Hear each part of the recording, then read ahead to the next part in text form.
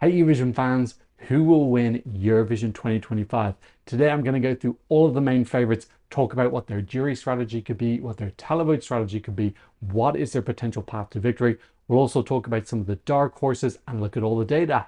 So let's kiki. Hi, my name is Tom, I'm an Irish Eurovision analyst and you can find all of this stuff on my Eurovision channel.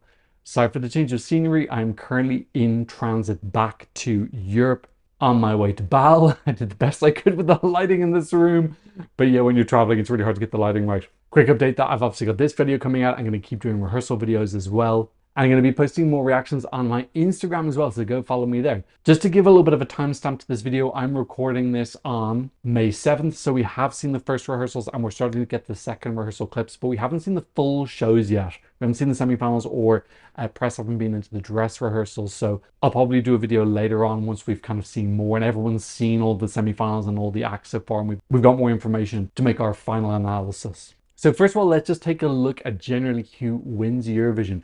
Where do they come in the jury? Where do they come in the televote? And since 2009, we've had this split televote jury system. We can see if we look at the jury, all of them have been in the top 4. So there was this long streak between 2009 and 2017 where the winner of Eurovision was top 2 in the jury. First, second, first, second, first. So most of the time they were the winner of the jury. Then we had a little bit of a period where it didn't really matter as much about the jury. Israel winning in 2018, but only coming 3rd with them. Netherlands coming 3rd with the jury in 2019, but winning. And then Italy and Ukraine both coming 4th with the jury, but still managing to gain the trophy because they did very well with the televote. Now, in the last 2 years, Switzerland and Sweden have both won the jury without winning the televote. That's something that I covered in my jury deep dive video from 2024, which I posted really recently. Go check that out. Let's have a look at the televote. And we had 5 years in a row where the televote winner won between 2009 and 2014. 2013 isn't here because the split data is not available. Please send it to me as a Christmas present. Sweden coming 3rd with the televote in 2015, which was quite unusual. I think it was only 7 points behind Russia as well. So I think it was pretty close. Italy won the televote that year. Il Volo. 2016 second. Jamala, one of only 2 artists on this list who won neither the jury or the televote, the other one being Duncan Lawrence in 2019. Then we see from 2017, first, second, first, second, and then Nemo coming 5th. Now they were only 1 point behind France, so you could technically say it was 4th. I think the main pattern you can draw from this is that the winner has always come from the top 4 in the jury, and the winner usually comes from the top 2 in the televote, but Nemo stretched that out last year, and we can pretty much say that it's 4th as well. So you need to be top 4 in both if you're going to win Eurovision. So that's one way of just kind of like reducing the amount of countries that we're going to talk about. Okay, but before we talk about who is going to be the winner of Eurovision, let's talk about my winner for Eurovision 2023, and that is Airalo eSIMs, who are sponsoring the channel, helping it go to Basel, and they're going to keep me connected on there as well. In case you don't know, Airalo is a digital eSIM, which means it's an eSIM card that you can download onto your phone so you can stay connected when you're traveling abroad. I've got a special link in the description which you can use to download the app. I recently just arrived into Cuzco, Peru, and if I'd had Airalo eSIMs, it would have made my life so much easier. I flew in, there was no Wi-Fi in the airport, there was nowhere to buy SIM cards, so I wasn't able to order a taxi to get to my accommodation, which I usually do so I can get there safely. I also had to stand in immigration for 2 hours, so if I hadn't been connected with Airalo, I could have done some work, I could have answered your messages, I could have done my Spanish lessons. It basically allows you to pre-purchase an eSIM for wherever you're traveling to. When you get off the plane, you just activate it and you're connected straight away. So convenient, really nice as well for just feeling safe when you're going to a new country that maybe you don't speak the language or you don't know the culture that well. It's also really nice just to be able to connect with your family and friends, tell them that you've landed safely. You can buy different packages based on how much data you want for the trip, and they just hit 20 million users. I just hit 20,000 subs. They're doing way better than me. They're on 20 million users. So obviously they're doing a good job because there's a lot of happy people who are coming back. So I'm going to be using them moving forward now when I travel. Don't forget to use code EurovisionTom3 to get $3 off your first eSIM. And thank you, of course, to Airalo for sponsoring the episode. Okay, let's get back to who's going to win Eurovision. And let's start with the most obvious person, and that is Sweden. Kai singing Barabadu Bastu. I don't have any magnets today. I have to bring a day bag. And I was like, I'm not packing magnets. It's too extra. So Sweden have been leading the odds since February 6th. Now, that wasn't all because of Kai. I think a lot of that was due to Måns. Keep in mind that when the Melody Festival and Ads came out, Kai were in last place. Not second last, not third last, they were last. 30th out of 30 entries. If you are someone who bet on Kai to win when they were 30th in Melody Festival, you are the odds superhero. Leave me a comment down below. I need to show you some love and respect. So they've been top of the odds now for 3 months. They did lose the top spot one day to Austria on March 8th. So yeah, I think people were betting on Sweden. They were getting a 2-for-1 deal. They were betting on Måns maybe initially.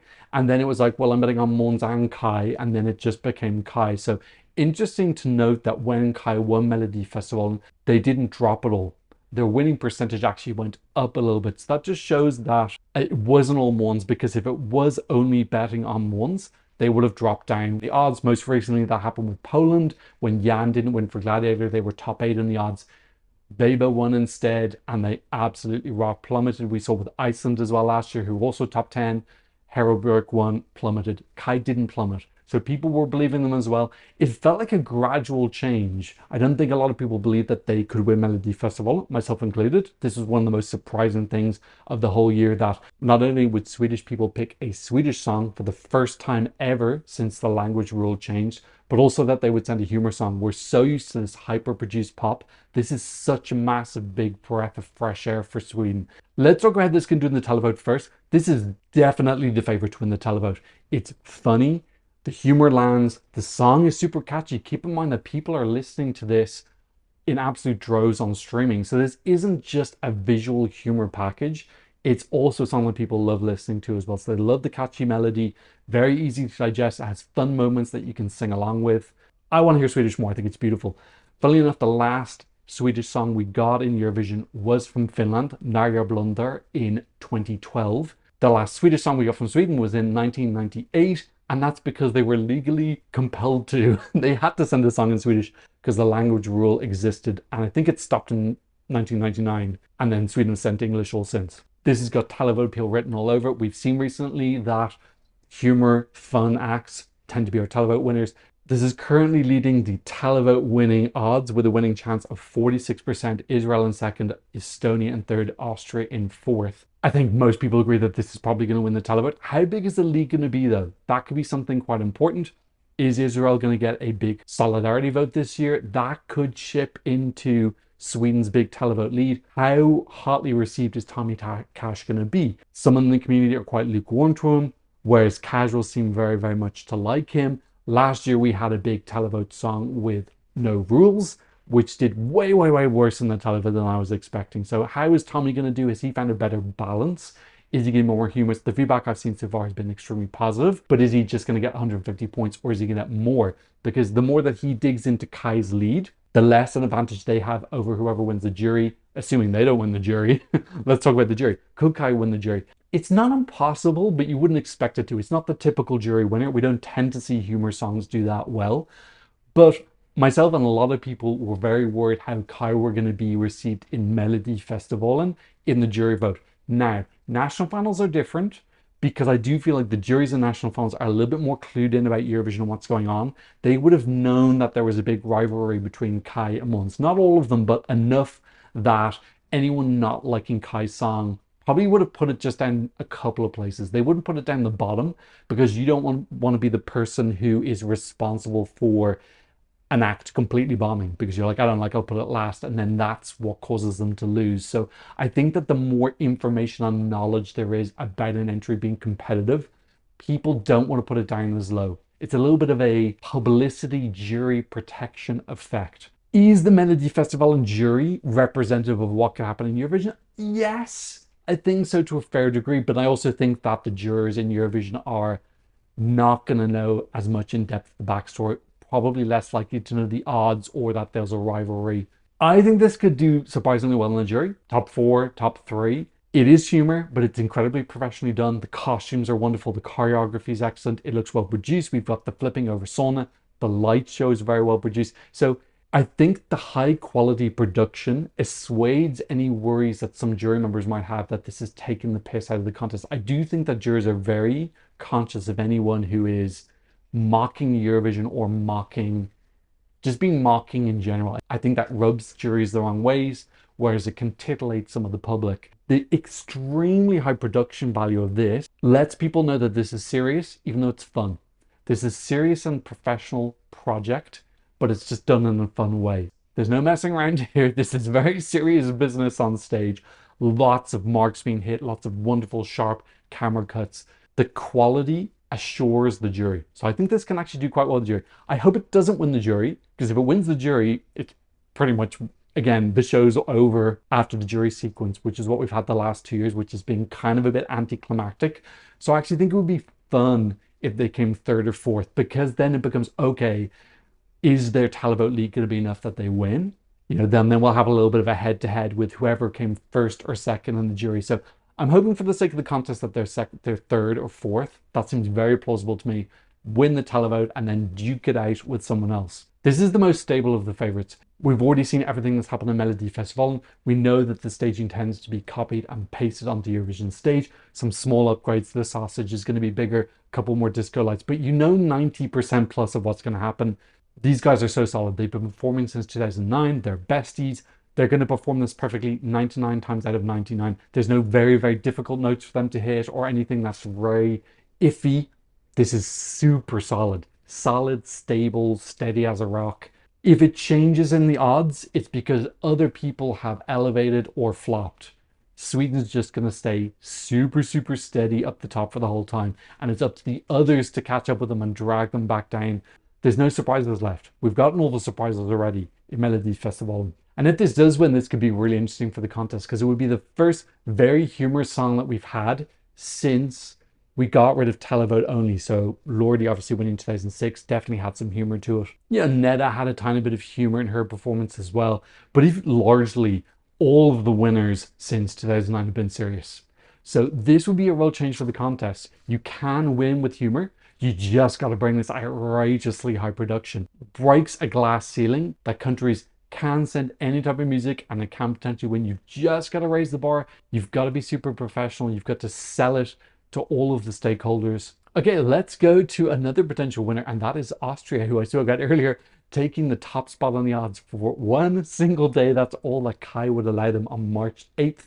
First of all, I really do hope that Austria can step up, because I really do want a very strong rival to Sweden, and this is the first potential one.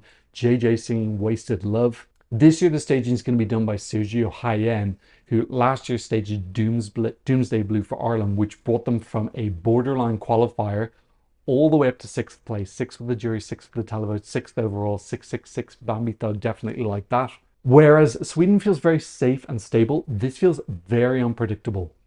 We have a song that is, to some people, nails on a chalkboard. To other people's, it is an angelic, heavenly, wonder opera ballad. Plus, we have Sergio Hayen, this new artistic director in the mix, who has proven himself with Doomsday Blue, but was at a once-off. We don't know that he's definitely going to hit it out of the park every single time. So there's another unpredictable element to this. We have seen some of the rehearsal clips from Austria and Finland and Cyprus, which have all been wonderful, which are the 3 countries he's working with this year. So it does look like he's going to back up what he did last year. It wasn't a one-hit wonder. It does seem like he is one of the hottest artistic directors this year, but still a little bit of unpredictability in not only can he deliver, but also his style. His style that he actually puts on stage is so crazy and unique. There's way more unknown elements with this. It's an internal selection, so they didn't have to give too much information away. We did get the music video, so they've got more tricks up their sleeve. So whereas I'm expecting Sweden to stay steady in the odds, Austria could really, really go up. They could really go down. I saw them move up 4% winning chance after the photos came out. It's going to be all black and white. Again, another big unpredictable risk. Let's talk about the televote with this, because the biggest unpredictable element for me about this is his voice. I've had lots of people leaving me comments saying that they cannot listen to this song. Loads of people saying they love it as well, but then people saying that they cannot listen to the song because the pitch of his voice or the way it sounds, it triggers a tinnitus, or they just hate the sound of it. How many of those people are there? I'll be honest, I'm getting less of those messages than the amount I got for Blanca Paloma with Aya. I had more people saying that they find her vocal off-putting, but still I've seen enough that I'm concerned. If there's enough people who really just can't even get over that first hurdle, that's going to reduce his televote pool. Now, maybe it's better to just have a small group of people who hyper love you than have a more broad, lukewarm love. But yeah, I'm going to be real. It concerns me with the televote. I think that's his biggest hurdle.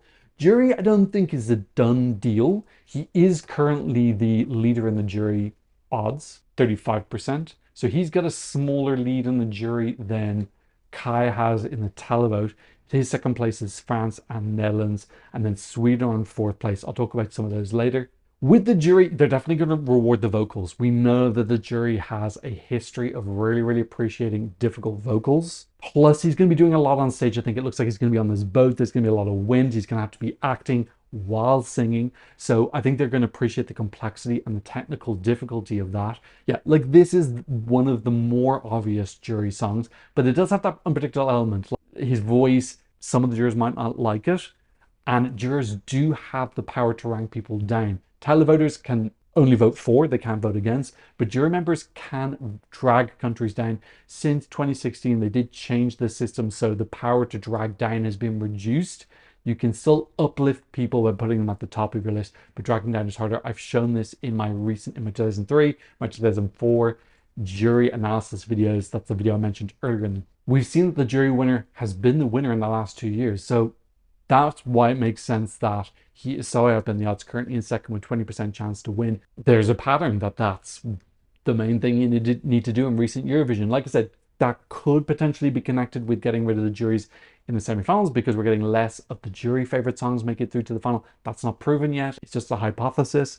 We've only got 2 years of data. I'll have to do my analysis after the competition this year and see, is that pattern continuing or is it finished? One of the big things that can affect the jury and the televote is just how wide the staging is. If Sergio Hayen brings something absolutely incredible, if the black and white and screen with this storm going on just translate into this absolute another masterpiece like Doomsday Blue last year, both jury and the televote are going to love that. Particularly the jury, I think if they have that extremely artistic look, plus a super clean vocal, very technically difficult, I think the jury then he could build up a little bit of a jury lead. It's not just about winning the jury. If he wins the jury, but it's only 1 point ahead of Kai, well then it's not really much of a buffer. He needs that buffer over Kai or whoever his other rival ends up being. So what is his path? I think realistically it's winning the jury and then third or fourth in the televote. Could he potentially get up to second? If he gets up to second, I think that it puts him definitely in a head-to-head spot with Kai. And what would his victory mean for the contest? Well, I think it definitely means that Sergio Hayen is the #1 hottest person that people will be vying for next year. It's up to Sergio how he wants to work. Does he just want to go with people who are offering the most money? Because then it could be just the rich countries are like, hey, here's a big ton of money, come work with us. Or is he a little bit more selective about his projects and he says, okay, this one's offering me less money, but it really fits in with my aesthetic. Another note about the televote with JJ is this would be our second popper song in a row. I wonder how much of the audience are going to register and remember that Nemo did popper last year as well. Are they going to remember? If they do remember, are they going to care? I think there's going to be a spectrum. I think some people will remember and they'll be like, hey, I saw this last year. And then there's lots of people who won't remember at all. And they'll just be like, this is crazy, this is fun, I love this, this feels so Eurovision, and they're going to vote for it. So if there's people who are bothered about the popper, his voting pool decreases. If there's people who don't like the vocals, it decreases. So the televote for me is the more difficult one. Okay, let's talk about the third potential winner, and that is France. Kai are very stable. Australia is very unpredictable. This again feels a bit more predictable. It's more of a jury song. We have seen songs like this in the past. So there's less of like uncertainty in the same way that there is with Austria.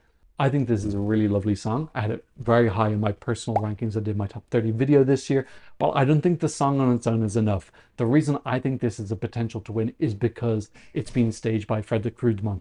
Fredrik Rudman did the staging for Once in 2015 for Heroes. He also did Cha Cha Cha for Carrier, which came second. And then last year he did the staging for Nemo, which won. So this is someone who is absolutely spectacular at doing staging in an incredibly interesting and professional way. And all of those 3 performances I mentioned are totally different. So he's incredibly flexible in bending his craft to suit whoever he's working with. So I think France, the song on its own, I wouldn't really see this as a potential winner. I would just say it's like very clearly a song that can come top 10 or top 5 if it's got great staging. But because you're adding in the Rudman factor, Not only is it him and his talent, it also implies to me that France are very serious about winning. Because if you don't get Fredrik Rudman in if you don't want to win, because like why would you do that? Why would you get someone who's a proven record of winning and pairing them up with a super quality artist in Louane if you don't want to win? This has obviously got potential to win the jury. It's beautiful vocal. We know that the jury is very appreciative of ballads. If Rudman brings a real quality and professional to the staging, this could be a rival for JJ and Kai. Televote, a little bit more difficult. This could have a Barbara Pravi victory, path to victory. Barbara Pravi was second in the jury, third in the televote. She didn't win either. She was only 25 points away from winning in 2021 behind Måneskin. So Louane could do something similar. I think that she has a better chance at winning the jury. She could come first in the jury and then maybe third in the televote. Keep in mind, we can be as low as fifth in the televote, although Nemo was technically joined fourth. I can see her having that path as well. Maybe some of the other televote songs perform really, really well, and because of that, Kai's lead is reduced, and that's enough for her to get across the line because it brings them closer together in the televote. One thing I'll say, recording this at this point in time, I've not seen any rehearsal clips for France yet. I don't think that's going to change my opinion too much. I'm expecting something right because it's Fredrik Rudman. I don't think he's going to have her standing on the stage doing nothing. Definitely think that France benefits from Austria flopping. Is that an absolute requirement? Maybe not, if it's wow enough, but I definitely see the path more clearly if Austria is not well received, or people don't like the vocal, or the artistic concept just doesn't really float. Okay, outside of those big top three, those are the three I see the clearest path for. We do have a couple of dark horses. Let's talk about them in a random order. First of all, let's talk about Finland, Erika Wikman. If you saw Overthinking Eurovision's episode, they very kindly invited me onto the show, which was a big super honor. I was so excited when I got that email. But the path for me for Erika is televote. I can definitely see this being appreciated. It's fun, it's naughty. Also, a lot of the fun songs we've had within the televotes recently have been male artists. So I think she's got a real USB here, being fun, crazy, boss energy, really bold and in your face, but being a female artist. I think that really makes her stand out. And I wonder, could that be something that really mobilizes people to vote for her and be a little bit of a surprise success in the televote? I definitely think that is an essential part of her path to victory. I think her path to victory is very hard to see. It's kind of like covered by a lot of bushes. You need to like dig and find it, but it's not totally impossible.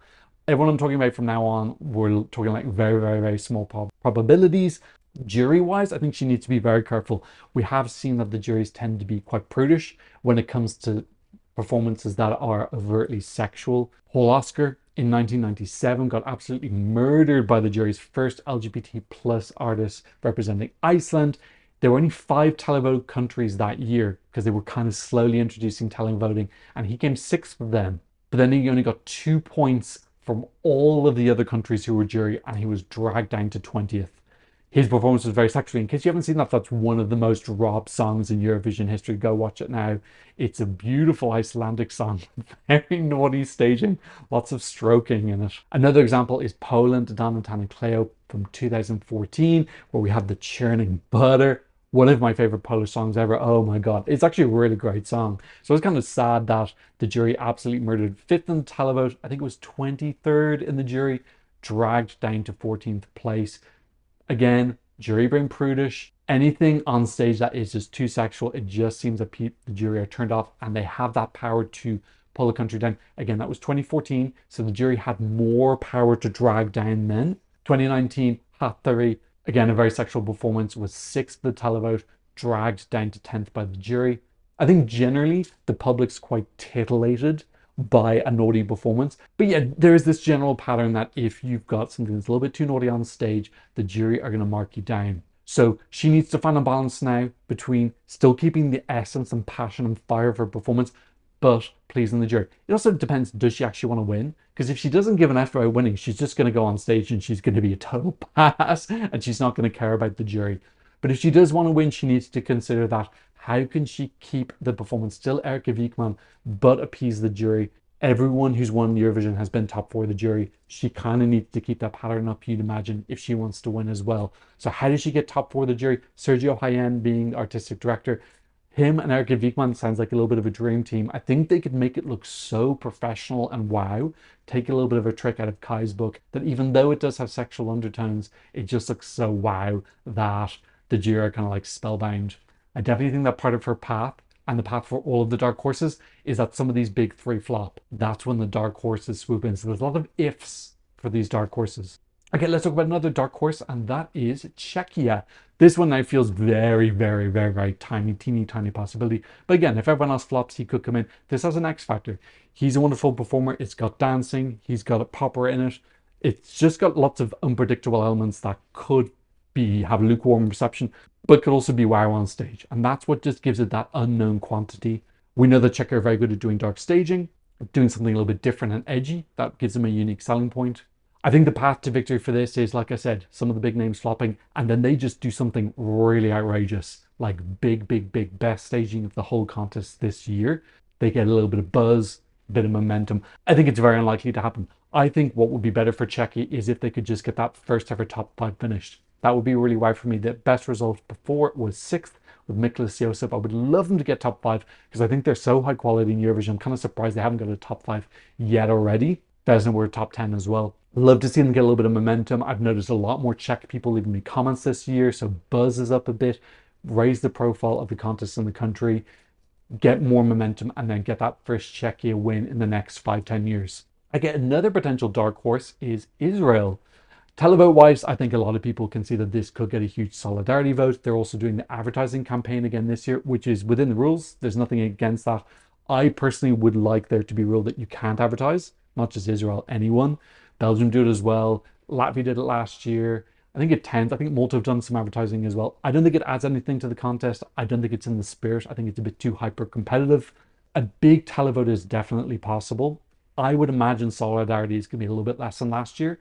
For the jury, I don't think that this can get top 4.